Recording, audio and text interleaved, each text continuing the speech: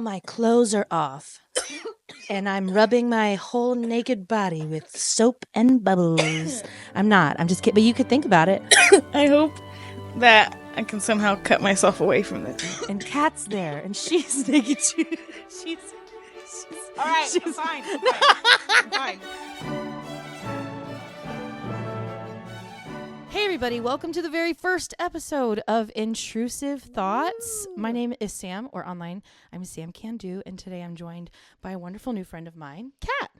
Kat, you can call me Kathleen, Kat, whichever. I love them both. Yes, and this podcast, while you might think it's like, what is this about, is a new venture. We're really, really excited, and we just feel like we wanted a space to, like, I don't know, be ourselves, be femmes, be women, be take up space, because the podcast space is so ew. It's very boy. It's very boy.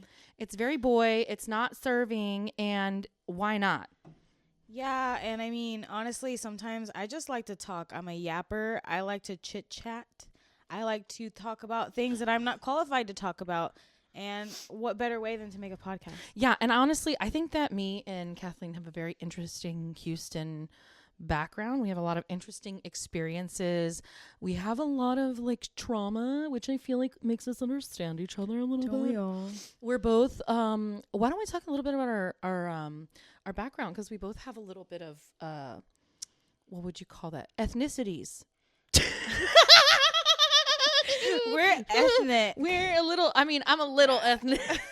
I'm just a little ethnic. What are you? Oh my gosh. Where are you from? I'm from Texas. From Parolan? Yeah. Nice. Yeah. Well, I don't tell people this because I'm actually kind of low-key ashamed about it. I'm so sorry. But I was born in Baytown, Texas. You ain't from the fancy zip code. You know what? My first phone number was an 832.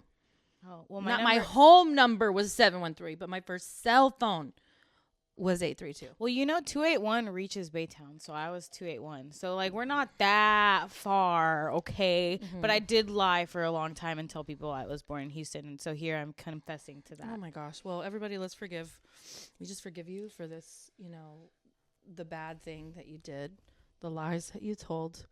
But you know what? This podcast isn't only just about us. Oh, by the way, what you never told me what your fucking shit was. Oh yeah, okay. Well, What we know my is name. Your flavor? So yeah, Where do you come from? I am Dominican. Well, both of my parents are from the Dominican Republic. They came here like 30, 40 years ago. I was born in Texas, but I grew up only speaking Spanish and later on learned English and a bunch of other languages, which we can talk about later. But yeah, I'm Dominican, and I don't see a lot of Dominicans doing podcasts. Where are y'all at, Dominicans? Where are the Dominicans? Probably not speaking English. And that's why my no sabo ask. Like, there's probably Dominican podcasts. Everyone tag your favorite Dominican podcast. Tag your favorite Dominican pod. We're just kidding. Don't cancel me, Dominican community. Please. All right.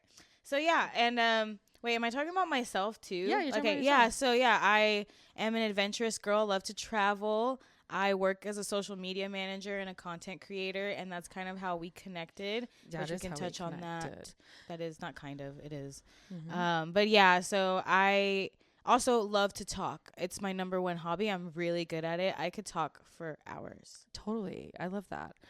I am half Mexican, half white. So if I ever talk bad about white people, like, my dad is literally white. Okay. So it's okay. I think it's fine. I'm, wait, what did I say earlier? You know my name. I'm SAM. Oh, I'm the one that told your kids to stay in school. SAM, half white Mexican. That's what I am. I'm Mexican Shout out vanilla. to the SPM fans if you're still out there. Mm-hmm. This and much more Houston stuff. But the name of the podcast is Intrusive THOTS. And I want to say, first of all, we are not in any way trivializing or talking down to anybody in the sakes industry. Some 304s taught me more than anything, like so much shit in my life. And when we say the word thought, we mean a pledge, our principles, our thought principles. Right. Think of it as like a creed, something to live by. Because there's been a lot of just like, I feel like women are just shamed for being like loud and big and sexual and whatever. And you know what? Let's celebrate all those things in a space where we can just be as horrible as we want to be, but within reason. So Right. the thought pledge of ethics starts with this. We are committed to the T and only the T. That means at all times we are seeking truth, no BS, just being earnest. Number 2, we are being humble because we may talk shit, but we are probably messy ourselves And sometimes. look, all I know is I know nothing. So I'm going to learn. If I get anything wrong, call me out. Call me out, please. Yes, we're learning. Which brings us to the O, which is openness. We are open to growing. We can be wrong. We are sometimes, we make mistakes. And sometimes we stand by those mistakes. And I'm the last wrong thing, often. the last T is take no shit, especially not from the patriarchy. And so we raise our XL nails and we wiggle them and we say, yes to the thought pledge. Yes to the thought pledge. By the way, we're so... Do you know how hard it is to set up the AV of a podcast with XL nails it is on? to flip your hair with nails that have things on them. You know what? This is the silent labor that people don't talk about women right here. This is it. We are in full drag just to do gender play. But honestly, we love it because it's a really good time. Okay, now, before we get too much into the podcast, this is a 420 friendly podcast, which it has to be because it's at my house. Yeah. I mean, what are we going to do? Not smoke for a whole podcast? By the way, if you do not know what the Whack It grinder is, I've bought this with my own money because it's so good. I've actually bought it twice because I used one until it died. Honestly, it like keeps me in awe every time that you use it. I just like stare at it. Like, wow. And the piece that we're going to be in smoking or enjoying this botanical drugs. Herb. What? Okay, Herbaceous. I shouldn't have said that. Today we're enjoying these herbs in this beautiful, and sorry to the audio listeners, this is a beautiful piece sent to us by Grav. This is my daily driver, which you might be like, oh my God, how is that your daily driver? It looks so clean. Because I'm not disgusting. So because she cleans her bong, y'all. we clean our bongs. Oh, hey, talk to them. Okay, so I feel like I really want to hit this bong, but I'm not sure what to say. So we're going to talk about how weed can make people really productive. I'm the type of person who I need to be smoking to get shit done. I feel like there's a common misconception that stoners don't get things done. But hello, productive stoner. Actually, that's a rant for another day. But yeah, productive stoners, which shout out to the brand Hardworking Stoner. They have I dropped it on the ground. Also, using the twisted lighter. Whoa. It tastes delicious. Have we not been smoking today? Jesus Christ. we have not, actually. We just smoked We've been setting all this shit up to make this first episode happen that we neglected our cannabis receptors. Oh my God. Well, you know what? There's always time. There's always time to grow. Thank you, Grab, for that little piece. By the way, if you're interested in sponsoring, having your product shown in this podcast, please email me at sam@samcando.com, or you can, comment down below.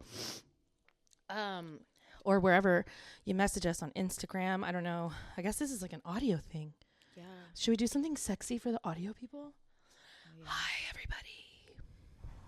I heard that you're listening to us on audio, and I wondered if this is sexy to you because we're the intrusive. Ooh, that's nice. Why did I do that? And now my clothes are off. And I'm rubbing my whole naked body with soap and bubbles. I'm not. I'm just kidding. But you could think about it. And now there are 20 men in the room, and they're all telling me how pretty I am. I hope that I can somehow cut myself away from this. No. And Kat's there, and she's naked too. She's all right. I'm fine. I'm fine. Everyone out. We're filming. Okay. But no, today we want to talk about a really special topic today. And if I say the word topic again, you know that I'm really good at podcasting because that's what good podcasters do is they repeat themselves. And we're going to talk about friendship. And not only any friendship. We're talking about girl best friends and girl friendship. Wah, wah, wah, wah, wah, wah, wah, wah, wah. I could talk about this for hours, but I won't. Mm-hmm. But I just think, you know, people don't. I'm like still recovering from that hit, so give me a second. Okay, Wait. Everybody judge Kat. Do you need a sip of water? Have a minute. Stop looking at me. Okay, It's look. okay. No, I did. I had a sip, so I'm good. All right. So I can't stop looking at Kat's boobs. Wow, wow, wow, wow, wow. I just thought this was a safe space. You said that at the beginning. Sorry. That's okay. No, I'm kidding. But no, seriously. I was thinking about this the other day. I was like, I don't know, thinking about an old best friend and was like, oh, I wonder how she's doing. Hope she's okay. And I realized I don't think about my exes like that at all. I'm not sitting there like, what are they thinking about? I hope they got this sorted. I hope they're... No, it's like this girl best friend that was my friend for years who I told everything to, right? Like who knows everything about me more so than any boyfriend knew, because there's things you can't tell guys that they'll understand, you know? Mm-hmm. And then all of a sudden they're just gone. They're just like not part of your life anymore. And then you're supposed to forget them or something. Like, yeah, luckily I don't have anybody that I like don't fucking talk to anymore. But me and my like college best friend, and like we had a time where and it was just some stuff. And you know what fucking sucks too is how the men in our lives fuck up our friendships a lot. And I am like that friend. I am so angry when I see shit go down with my friends. And I'm like, why can't I even stand up for myself that way? And so me and my like friend, love you, Katie, we had a time where we literally like couldn't talk for a season. And it was so hard. And literally I do this thing. I am sorry to anyone who has ever been my friend ever. I don't know why I do this. I literally don't understand what's wrong with my brain, where I will be friends and then I will just like disappear. It's like I get scared, or I feel like I need something and I can't ask for it, or I'm mad at myself, or I've judged myself, and then I just disappear off the face of the planet. And then I'll like come around, but like at a lower level or something like that, because and honestly, I think it comes from like just like not knowing how to connect. And I think my like spectrum, look, I know that I'm diagnosed ADHD, but I have very, very, a lot of either similar symptoms, or I just relate to a lot of people who have autism. And I don't know, like, I feel like I get really butthurt about shit that I wish I didn't get butthurt about. Like, yeah. I'll get FOMO on shit that I don't want to do. I'm like, I don't want to do that. I would have said no. Or I'll be like, someone will do something and I'm like, man, what's wrong? And I'm like, why can't like I just wanted the invite? Like, yeah. And I'm like, but also too, I didn't, or did I? Or like weird things. And I'm not in the season anymore. I don't know. I think some things that fuck us up. Am I talking too much? What do you think? What's wrong with me? Why do I do that? Let me get your thought. I think I've put every friend I've ever been friends with through a lot, and I'm sorry. And honestly, like, I don't even think people are mean. I think that people have so much shit going on. And especially being friends with other women means you're being friends with someone who's literally being oppressed while existing too. Yeah. And that in itself is so hard to navigate. I think most of the time people are not malicious. People are like afraid and overwhelmed. My biggest thing with friendships is that for the longest time, I was so focused on like finding a good partner that I prioritized the men in my life over my friendships. And then as I got older, like into my later 20s and then my early 30s, I was like, I don't want one person to be the center of my life. I want to have a community. I want to have people I can talk to about things that maybe, like, my boyfriend is very supportive, but he wouldn't understand certain things that obviously like someone like Sam could understand. And I think that more and more I realize that we pour a lot into these friendships, and so when things go wrong or things go bad or life hits you, like, or just life fucking happens and you all of a sudden you're not talking to them anymore, and life happens. Sometimes you just grow apart. Sometimes it's not that deep. Sometimes you have different shit going on. But you think about them because they were a big part of your life at one point. You know, it's crazy to me to think that there's people out there that for like 10 years they were in my life and now I never see them. But I have so much love for them. Like today, like if they called me today and said, hey, I need this, they could. And I hope that if they were watching, they know that. But like, it's just crazy to think that like I was a person like who grew up in the suburbs and out there where like marriage, everybody was very marriage minded and very family minded. And I was working on friendships at the time. And I was also a very insecure young kid. So like all I had was my friends. And then when I got older and I got more attention from guys and stuff like that, I became obsessed with that. And then I didn't have as many friends as I used to. And now I'm like, that's what I'm obsessed with. I'm obsessed with preserving friendships. Like, like I'm just like, I want to create really a good core group that I know, you know, I can talk to, but you can't put everything on one person. You can't put everything on one person. So it's like a community is important, you know, because we're all going through our own shit. You have to take a hit because you lost a nail. And I think you should leave it. I'm just going to leave it, honestly. And, you know, man, all of that is so true. I think that like Sex and the City taught us the real thing, that's like kind of the center of our lives. And also too, like the boy stuff that making us feel like we're fucking competition. Ugh. Right. And being a fat bitch. I will tell you though, I have not had a lot of fat friends. And I've had some curvy friends. I've not had a lot of fat friends. I rarely have had friends that are my size. And that is difficult because I literally just don't, and y'all always hype me up. You tell me how beautiful I am. You're proud. None of y'all make me feel bad. Right. But it's like, it's really hard to not understand probably one of the hardest parts of my life. Not being fat, but being treated as a fat person. Yeah. I can, as someone who lost a bunch of weight, I lost like 150 pounds in 2014. And the way that people treated me from that moment onward, it just made me realize, I was like, wow, some people straight up just didn't like me because I was fat. Like that was it. Like it wasn't anything about, cause people who were mean to me were writing me messages on Facebook and hitting on me and telling me they always had a crush on me. But I'm like, you were actively mean to me. Like I got bullied for being fat. It's just, it's crazy. Like I see what you mean. Like I've seen it.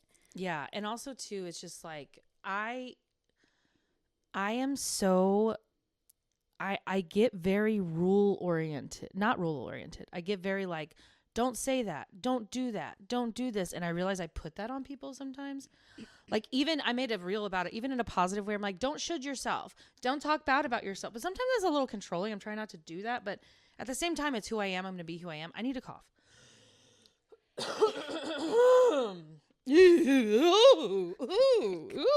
Send help.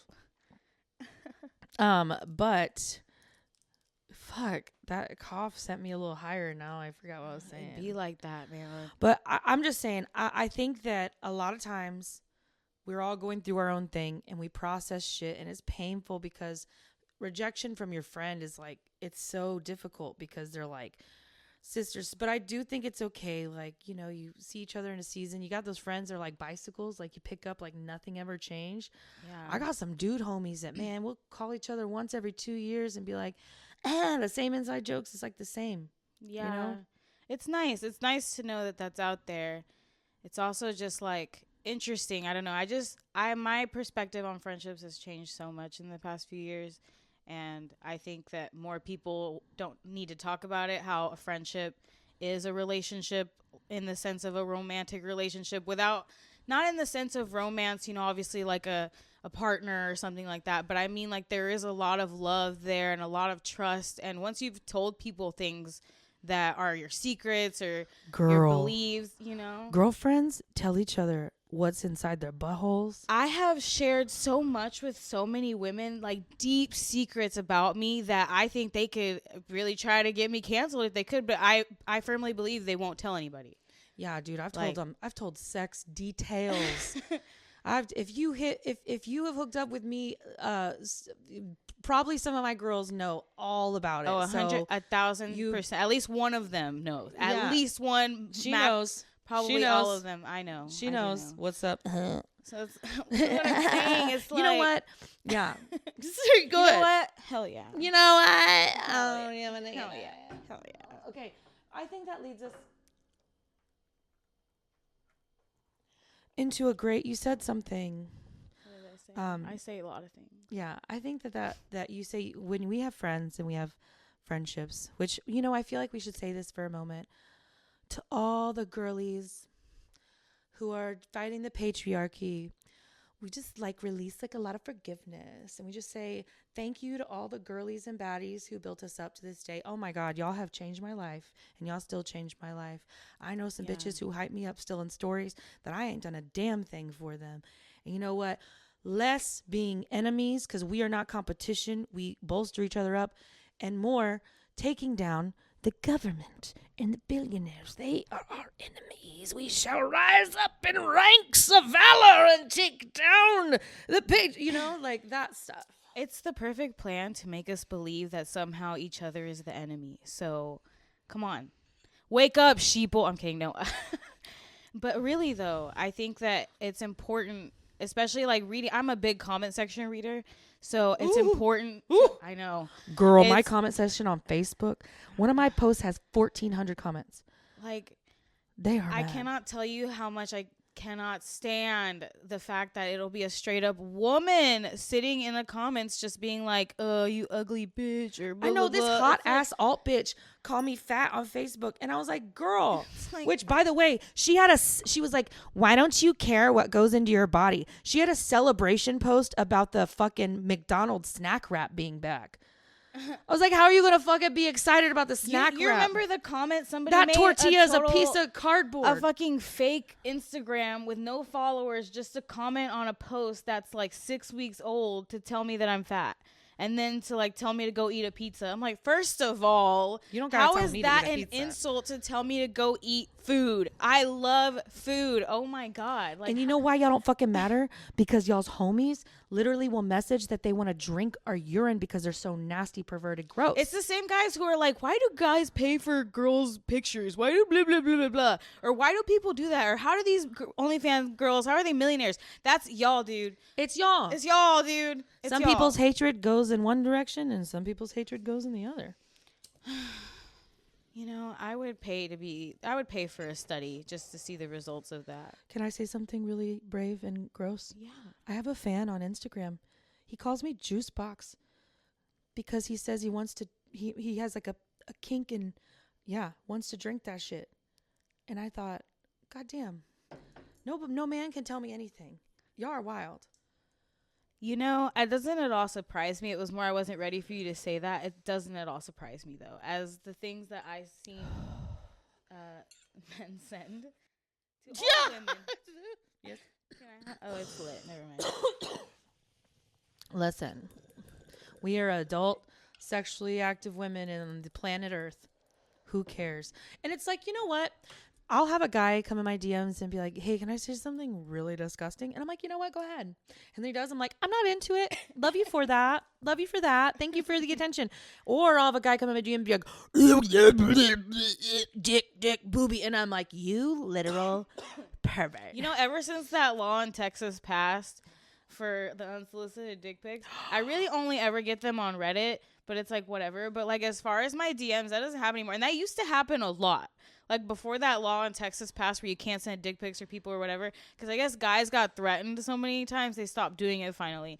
But like on Reddit, they don't give a shit. Reddit's the lawless land. But like, it's just crazy how. What if I got in trouble for sending unsolicited like You drawings can of get a ween. you can get in trouble for unsolicited clip pics. Unsolicited vag pics. Oh God, watch out! Join the text message. We don't have a text message line. I'm Oh just. my god. If we That's did. that's the thing is I was like, if I tried to get myself canceled for that, I feel like I would send it to every man and they'd be like, oh, cool. It's like that Broad City episode where she put the horse cock or something on the Twitter of the company and like used it for an advertisement. She's like, what? It's like a really popular internet meme. It was for like vajazzling. I can't remember what it was. It was something ridiculous. But anyways, it was that's just too beautiful. But then that brings us to our next segment, which is thoughts and prayers. You've heard how wonderful, ethical women we are. So we have some people reaching out for advice. And we're only going to give probably 30 seconds to 2 minutes on these. By the way, if anyone is in danger, call your local authorities, okay? Don't Some of ask y'all us. talk to me about some very dangerous situations. And if anyone is missing, What? hire a PI. If you are not safe, call the authorities. And I'm gonna hit this. I love you. I am a safe space. And I do have a lot of experience in that shit because I used to find people. Anyway, that sounds really gross. I used to help people get out of dangerous situations at a nonprofit. Anyway, I just told people I'm an unqualified woman. Ask me for advice, and so I gave the disclaimer head on. So, yeah. okay, I will read this. You go first. Okay, because this is one, but I'm going to say they've already tried to get the law enforcement involved. I just want to read this shit because it's crazy. Okay. Okay, for your advice video, I have a problem with my ex stalking me and the police won't do anything about it and they won't issue me an order of protection / restraining order. If you're in the comments and you know something legally, sound off. He constantly messages me even though I've moved and I have a husband and a 23-month-old. Sorry. He's insane, abused me physically, mentally. I'm not going to read that. Can't get rid of him. He also makes explosives and he thinks he's like Rambo and he's ex-military. He also had a SWAT standoff a couple years ago with his AR-15. I can send you the articles. He's nuts and I'm at my wit's end. Yikes. On bikes. I would say move away. Yeah, honestly, Move away. I want to say you've gone through a lot and I bet he's made you think that you don't know a lot and I bet you know what you need to do and your next moves are and you can trust yourself. It's not fair that you're in the situation. It's not your fault. Yeah. First of all. Also, too, depending on money and opportunity, private security exists. PIs exist. Also, too, I don't know what kind of military background he's got that he can be reported. If anyone knows legally about help, stuff is crazy. It's like so hard to report. Oh, dudes in never the mind. I don't military. know anything. I don't know anything. It's icky. It's so icky. Like there's all these. I mean, if you want to go down a really sad fucking rabbit hole, look up all that military bullshit because there's so many things that like you can't do because they have their own sort of policing system and it's in the favor of whatever causes the least amount of problems. You know, which in theory it should be you being proactive about these crazy people, but no, they see it as like shushing it. You know, so it's like. It's sticky. That's why I'm like, I don't know if you feel like this is a danger. That's my thing is when I watch these like stalker shows and stuff like that, I'm always like, what would I do? And at some point it's so extreme that it's like, I got to remove myself. I got to leave. I don't know. I hear like Mexico City does a lot of really good stuff for Americans, like, and it's very developed. I don't know. That seems very counterproductive, but I'm just saying, like, that's scary. And don't stop advocating for yourself. You deserve felt safety. So if it means start posting yourself, it means whatever you're comfortable with. And I hope that I wonder if there's any organizations locally, like even related to the human trafficking task force, domestic violence, things like that, because nonprofits don't need legal reason to do assistance. They have donor money usually to help people. So there was a lot of times when I used to do anti-human trafficking work that we could do things because we didn't have to wait for whatever ordinance to create help. And also maybe a big fucking dog, like a big ass dog. Yeah, I don't know. I'm so sorry. Okay. All right. Next. This is a lighter one and I'm gonna, or you go next. Me go next. Okay. Let's see. Bitches out here trying to survive. Every goddamn day. I'm not trying to trivialize your shit, but I'm very well accustomed with the brutality of the world. So I don't want y'all to think we're moving past it cavalier. That is just the reality of being a woman. Okay. Yeah. So Am I yelling too much? no. Okay, thank you. Okay. I get insecure. This one's pretty short and sweet, and it just says, "Should I slap these hoes?" And the person who left it, I'm gonna keep them anonymous, but this person is going through a lot currently with. They're a female. Female, yes. Okay. She's going through a lot. She's a baddie, and she is just dealing with a bunch of legal stuff. So my advice to her is, yes, slap these hoes, but with the law.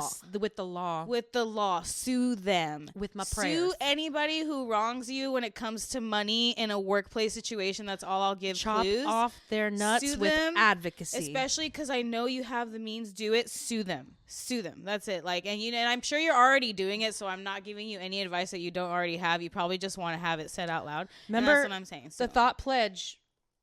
Take no shit. take no shit. Take no shit. Because people like that who take from people, they'll just keep doing it. And I can't stand that shit. I can't stand that shit. People need to have their less teeth. It's that whole, have you heard that phrase? Like, you can tell he's never been punched in the face. Mm-hmm. It's that kind of thing. You know what? I love to be someone's first shut the fuck up. Exactly. So I love to be someone's first shut the fuck up. I mean a boy, unless it's a really rude old white lady, like not too old, like probably like 40 to 50. yeah, After that, I think start it's feeling just bad. when it comes to like finances, especially in a world that's so fucking expensive, like messing with people's money in general is just gross. So yeah, sue them, slap Yes. those hoes with an injunction. Okay, next piece of thoughts and prayers advice that we are asked. Very specific problem. Cooking for a large group, but I've never done it before. The scale this large. Cooking is my jam, but I'm terrified. Also, obsessed with a random internet person, but I'm more concerned with the mass taco event. You're obsessed with a random internet person. I don't know who the internet person is, but they're probably not as good as you think they are. And everything you like about them is probably just some reflection of how wonderful you are. But also, it's okay to be obsessed. Ride the wave, flick the bean, have the moment, reach out, shoot your shot, and live. That being said, big ass taco event. Not to be racist, but we might know a thing or two. I just a taco cooker who's cooked for a large amount of people before. So I like that. I can help you. It's really easy actually with tacos.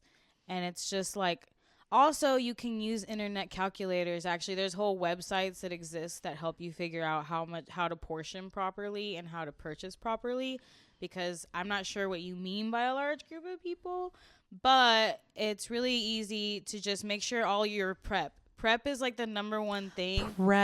Prep everything beforehand for the big event. And I would say do the meat the day before, like prep like way before, get your veggies, everything situated. Even sometimes you can make your salsa the day before, but I like to do because the longer you marinate your meat, the longer you cook your meat, the better it's going to be, depending on whatever the fuck you're making. Unless you're like making chicken, then it's like a day. I don't know.